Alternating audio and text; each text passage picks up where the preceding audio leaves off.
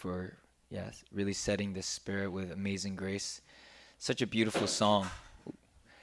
And for those who came in after my greeting, good morning once again. So nice to see you. I'm really happy to see many of you gathered here because actually throughout this week I received maybe 4 notifications that members are sick and I couldn't visit them or they're able to come here today. Yep, as the weather is very turbulent, getting really warm the past 2 days, and now it's really cold in the 40s. Please do care for yourself and for your family members and not getting sick as much as possible. And if you do, please rest well and recover as quickly as possible because Heavenly Parent and your family needs you.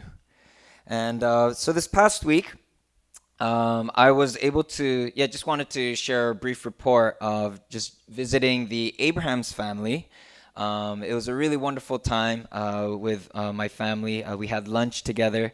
They they were preparing a food for us at home. However, Mr. Abrahams had a phone call with Luke Higuchi, Reverend Higuchi, the day before, and he was like, Pastor Yasu's coming to my house. What should I feed him? And Reverend, should I give him Japanese food? And Reverend Luke is like, no, give him Korean. Korean's good. And so yeah, we actually met up at a BB Bop. It's kind of like Chipotle, like you make your own style, like bibimbap. And then we went home. He bought it for us, and then we went home, and then we had lunch together. So it was a wonderful start. And then, we had a lot of things to talk about and just for him to share and for me to listen. But I think one of the most notable thing that that I was able to take away from is, I made a comment that, I do, as my responsibility as a pastor, want to do my best to serve the community and really raising this community together with you. And all the while also taking care of my family. And so with that mindset, I said I do have to balance like family and work or I guess community. But then he made a comment saying, well, I believe that maybe we're in an age where family and providence is meant to be together. And that actually struck a chord because, that's also something that President Dunkley has been sharing as well. And so I was really grateful and thankful for him to be able to just kind of remind me of that point that, our blessed families are what are the people in which our Heavenly Parent needs at this time. And so with our families doing well, with you doing well in heart and in health, it really moves the providence forward, whether you realize it or see it or not. And so I was really grateful to them.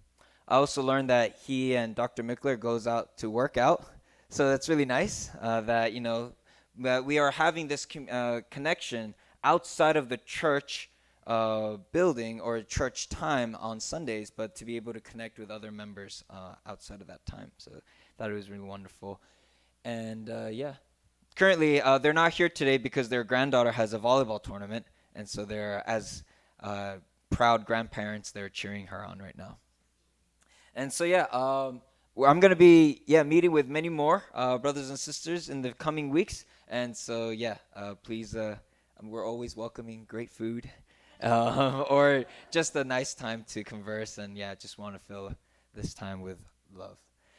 And so today's message. I was reflecting, and my wife and I were also discussing what to speak about. And I think, we've all heard and are aware of the situation now, but our family in Japan has the Family Federation movement has been dissolved. And although I hear that they want to take it to Supreme Court and whatnot, but at least what the High Tokyo Court ruling was that it will be dissolved. And as soon as that information came out, the government did strike quickly.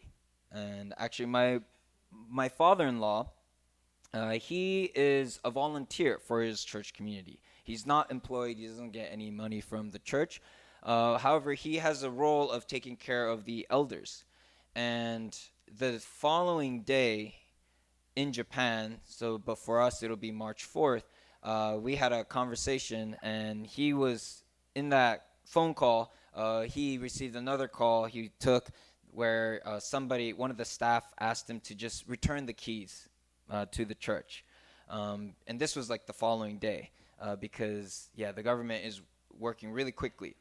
And I've also got in contact with some of my friends or people that I know in Japan, and yeah, they're saying like most of them they're public workers, so they lost their jobs pretty much, and in that sense, it's losing a job or a source of income, especially when it's really close to your heart, because they're not doing it for the money, but they're doing it for their faith.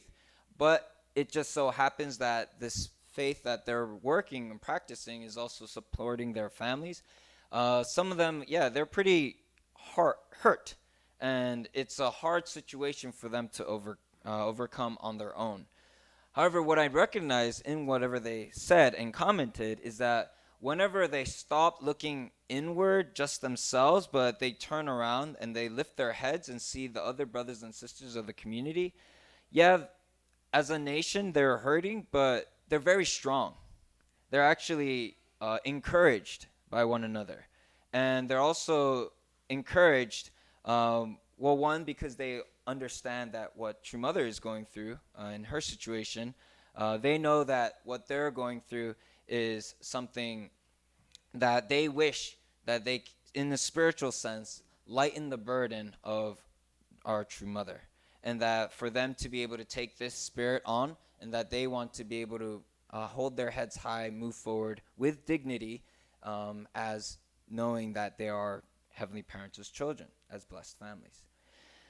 And so then, when I hear about this, of course, my first reaction is when I contact them is like, oh, are you guys okay? Are you doing well? And a little concerned, but I'm leaving out of those conversations feeling more determined because they're determined and they're not going to just sit back and let their faith be dissolved because the government cannot take that away from them and their attitude to worship our Heavenly Parent and true parents.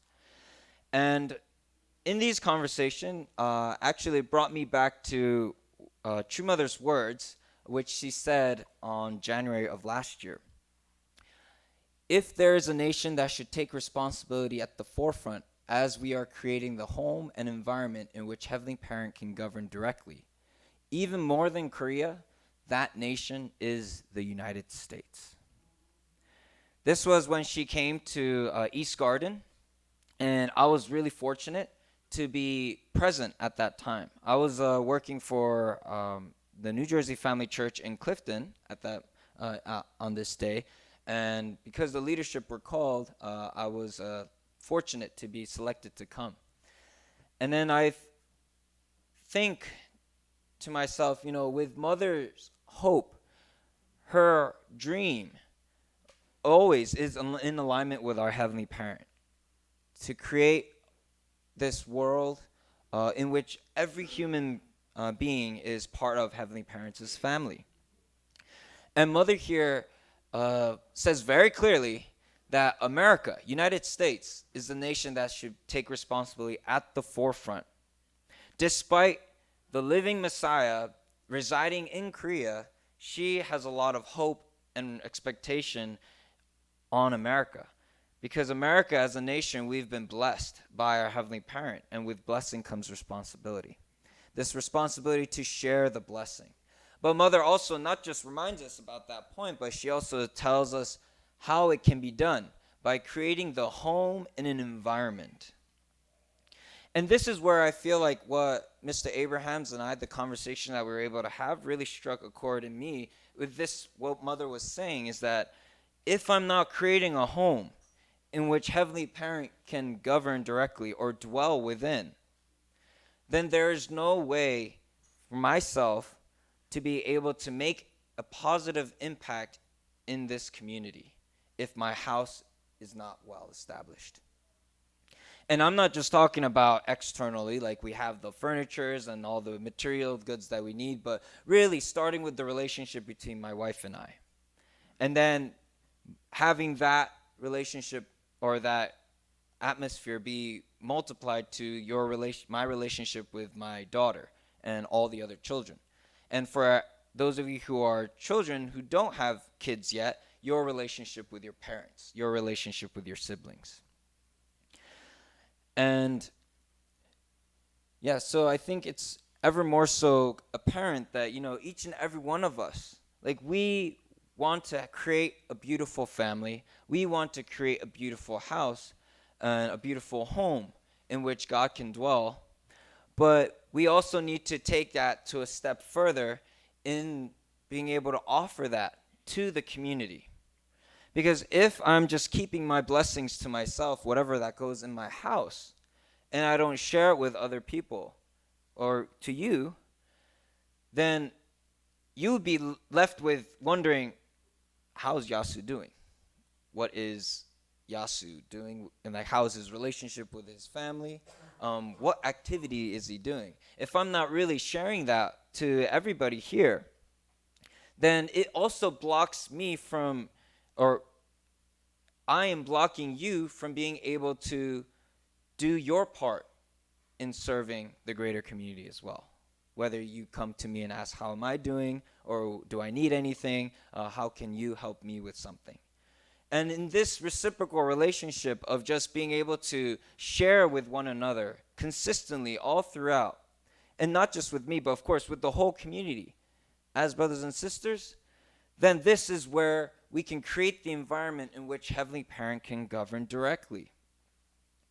It's because that we have this faith of really aligning ourselves with Heavenly Parent through True Parents' teachings and Jesus' teachings that we can elevate our families as blessed families, hold that with pride, and then sharing that with the community members, then we can truly see and say that this community is what is the place in which can practice Heavenly Parents' teachings. And now, of course, I think throughout human history, blessed families, we are probably the few human beings who are ultimately always giving and sharing the blessings, because that's what we've been taught, and that's what we've been understanding through True Parents' teachings. But I believe that we can do more. And I'm not saying more to kind of pull you and be like, okay, I need you guys to do this now, and I need you guys to do this now.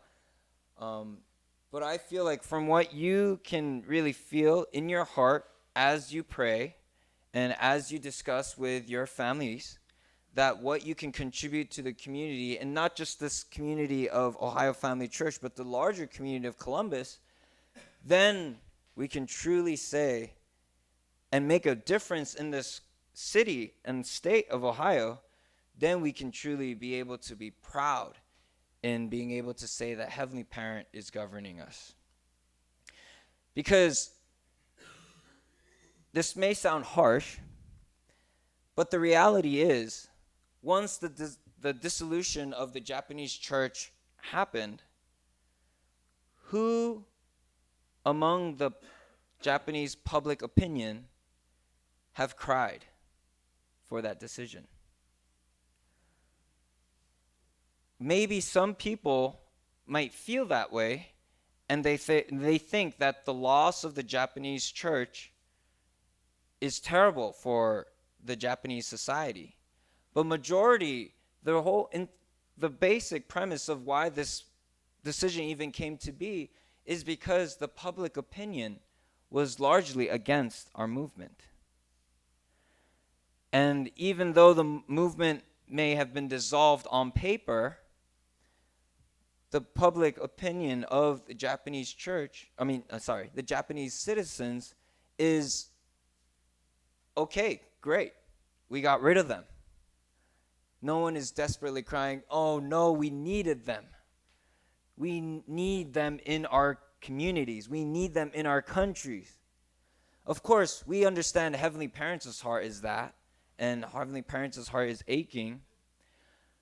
But we cannot fall in that same situation. Already with Japan being a democratic, free democratic world, it's already a shock to the rest of the free world of how could this even happen? And if that happened in Japan, then of course we see the connections and the dots connecting that Korea is probably next. And if it happens in two countries, then why won't it happen here?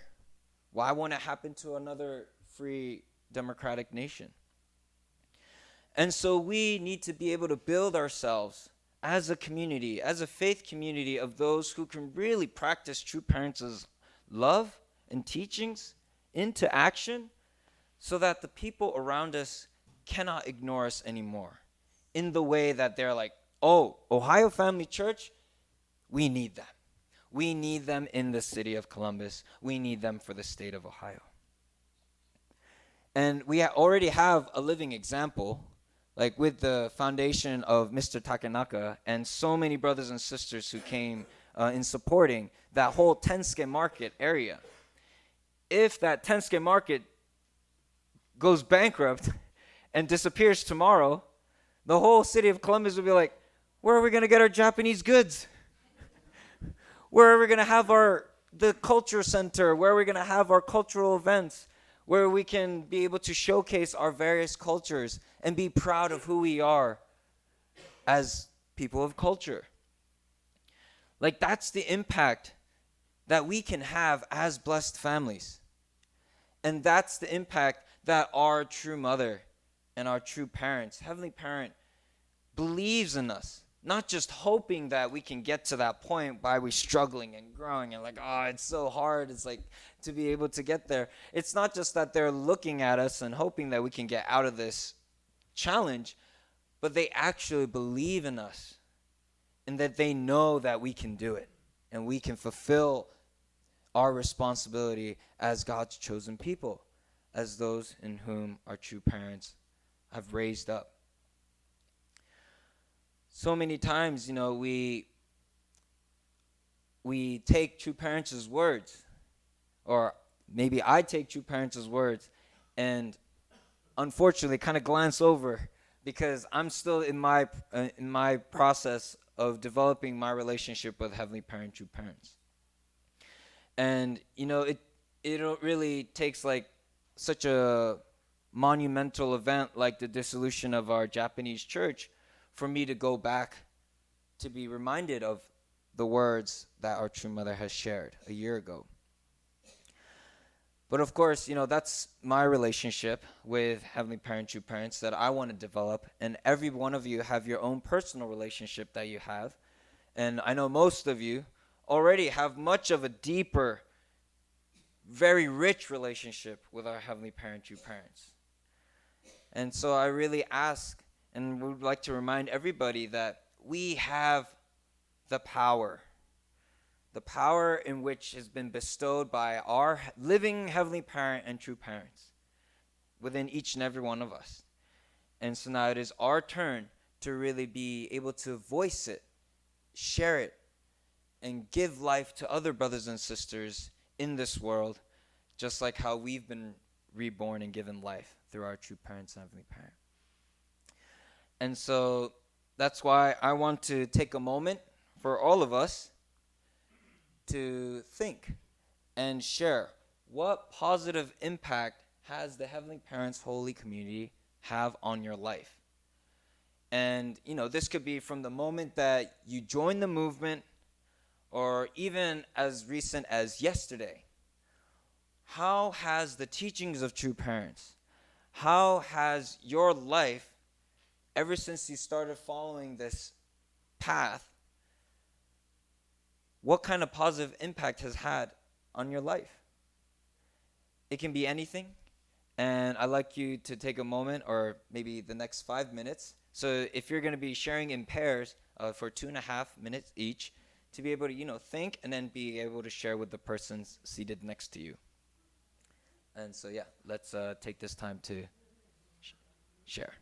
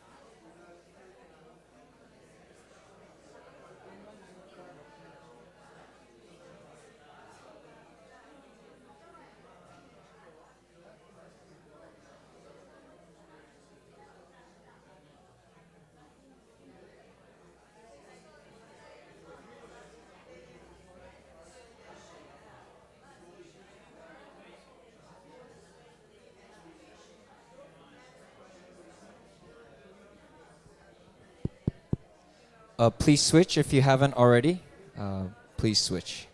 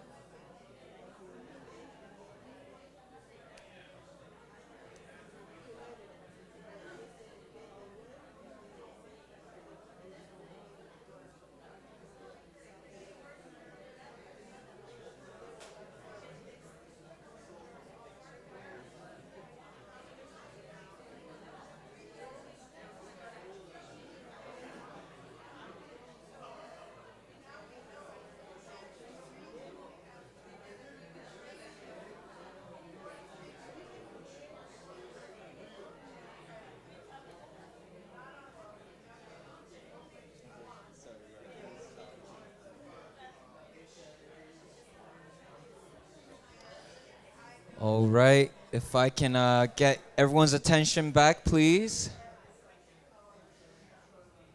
Please start wrapping up. Give your partner a high five. Say thank you for sharing. And if they're still sharing, kindly lift their chin up so their mouth will close. All right, so I'd like to take this time to, kind of get some ideas on how has your life been positively impacted from knowing or being part of the Heavenly Parents Holy Community. Okay, Mr. Takinaka. I never did like this, volunteer.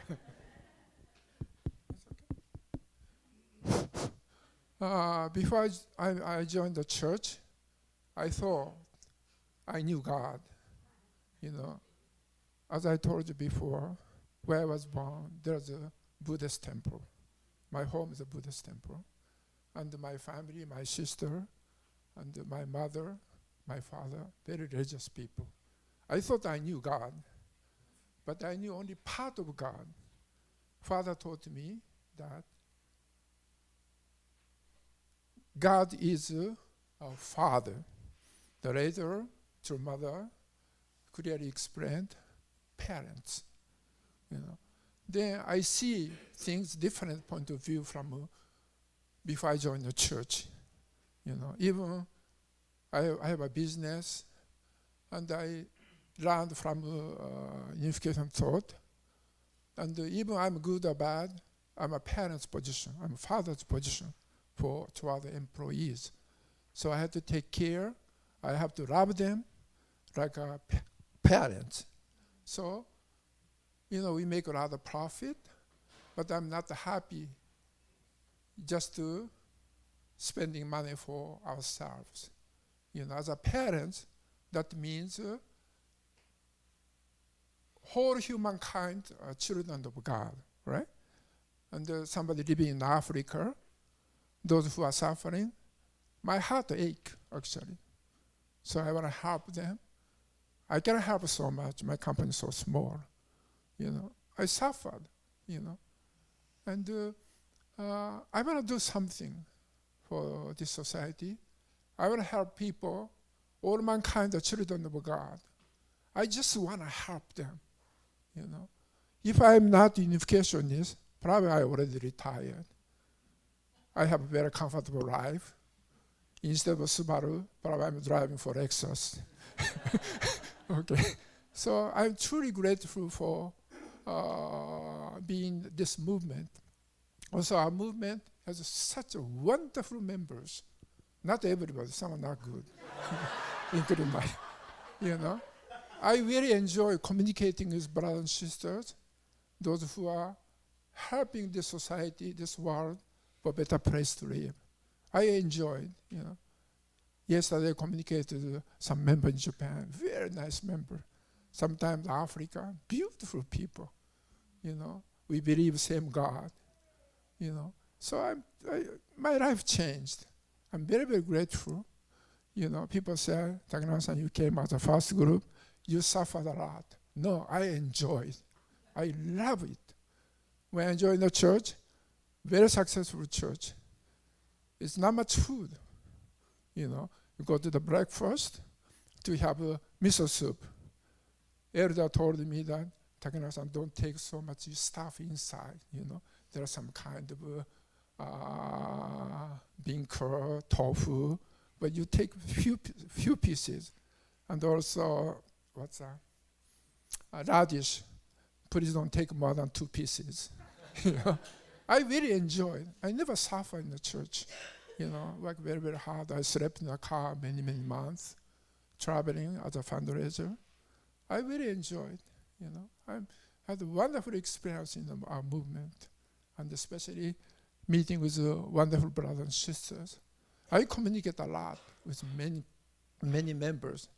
I try to communicate to people who are better than me. Then I can become a better person. And I'm truly grateful that one of the biggest gifts I received from true parents is they taught me about God as a parent. And the second one, true father introduced me, my wife. I'm very, very grateful. Yeah, thank you.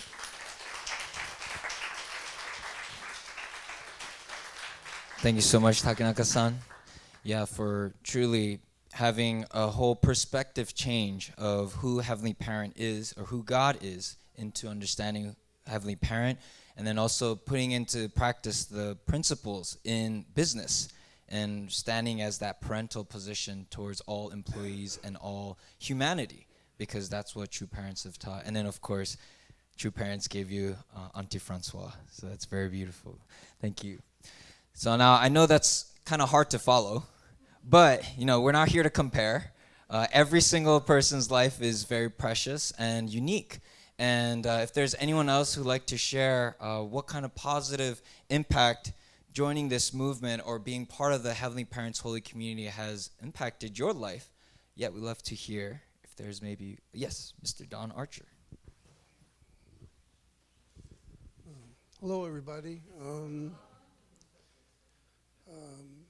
As you know, my wife passed away recently. And so the question is, for me, what do I do now? So what I do now is I'm reading True Parent Scripture every day. And I go to every coffee shop in Newark, Ohio, and I write in my journal because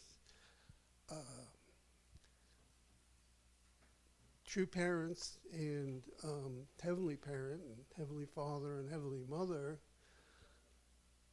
are telling me something which I'm gradually figuring out.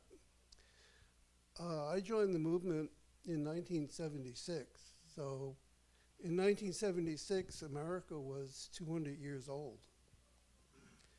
This is 2026, and I'm still here. And America is now 250 years old. So I'm from Staten Island, New York, and sometimes I ask myself, how did I end up in Ohio? But Ohio is the heartland. It's the Midwest. So when I look at what do I do now, I realize that my responsibility is to tell people who true parents are. And I'm so grateful for True Parent Scripture, because when you really get into that, that explains who God is also. So what's our purpose in this life? The Bible talks about 3 blessings, right? Which is to be fruitful, multiply, inherit the earth. When you fulfill the 3 blessings, what are you? You're a true parent yourself, right? So the purpose to life is for you to become a true parent yourself. That means you need to be married, have a family, and then get involved with your community. So when I joined the movement back in 1976, I used to work in the MFT office. And, I did my 3 years out, fundraising. And that was a pretty, anyway, I don't know if you, I don't want to get into that, but the point is, because I worked in the MFT office, I got to see true parents hundreds of times personally. So I would drive the staff up because I was the only one that had a license in the office. They were all mostly Japanese sisters. And I was an American brother with a license. So I would drive the whole staff up to Belvedere, first of every month, every Sunday, all the birthdays, all the holidays.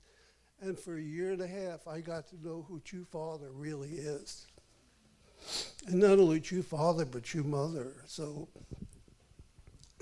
when I read True Parent Scripture, all those times when I was at Belvedere and so on, they just pop into my mind. So that's my responsibility, is to tell people who true parents are. And I don't know how to do that alone, but I'm working on it. So my wife passed away, and I was telling her, I speak to her a lot, believe it or not. When we were growing up, we were living together for 40 years. We didn't have much in common. But then I realized what we have in common is we both are connected because of true parents. It's called filial piety. So I didn't realize I was practicing that all these years, but I was. So I'm not going to stop. So here I am trying to tell you how to talk about true parents and understand who they are. And the best way to do that is through True Parents Scripture. And if it wasn't for that, I don't think I'd make it.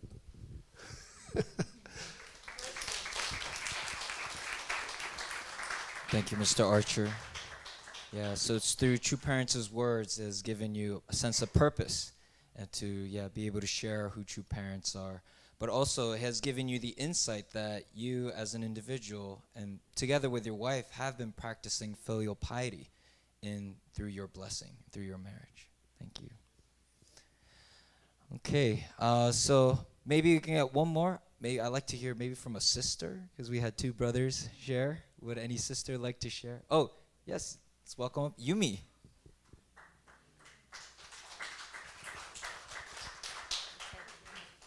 So I shared with Uncle Reese, and I was sharing with him how growing up, one of my favorite holidays was God's Day. Before, when you'd have to go to church in the morning and have a pledge service and stuff. So in Kenya, on December 31st, usually, I think it's similar in America where you have like fireworks and everyone is, your friends are knocking on your door and we were small, so we would buy it's like a penny, 2 pennies, you get like 2 or 3 fireworks, and then your friends would light up, and then they'd try and get you to come out, and mom's like, we have to pray, So my friends would know we don't come out until after midnight because we need to pray. And then would come back and tell them, we went to church and we had all this good food and fruits. And they thought we were weird, but would always bring them candy, so they liked us. So I really appreciate that. I think for me that of course when I was younger there was lots of fruit and candy, but as I became older I realized that it was a time to reflect on the year and also start the year with God. And not just in an external way, but to deeply reflect, what have I learned this year? Who am I appreciative of? And I really like seeing the aunties and the uncles at church, and you could see the heart they had in preparing the offering table. I don't know why I never thought that would one day be me doing that. I always assumed my mom and my aunties and the uncles in church will always do the offering table. And then later you're like, wait, I'm supposed to be the mom and the auntie who's supposed to create those memories for the little ones. So, yeah, that was inspiring. And then also, I think growing up in a multicultural community, I learned a lot of empathy. I went to school, lots of my friends were from like divorced families, or, some were raised by their grandparents, some were from the foster care system, and, like all through like elementary school all the way to high school, I'm still friends with lots of my friends from elementary school. And they're always like, oh, you're very good at listening to people. But I'm like, well, I'm surrounded by aunties from everywhere, some of them who I really have to like pay attention to understand what they're saying. So it made me, I think, more empathetic and like listening. And it was funny because I was telling Carice yesterday, I met a friend at the park and she just told me her whole life in 2 hours. Like how she, like from getting pregnant in high school to getting married again to like her whole divorce process. I was just like, interesting. And then at the end she said, gosh, thank you so much for listening. I never get to tell this to people.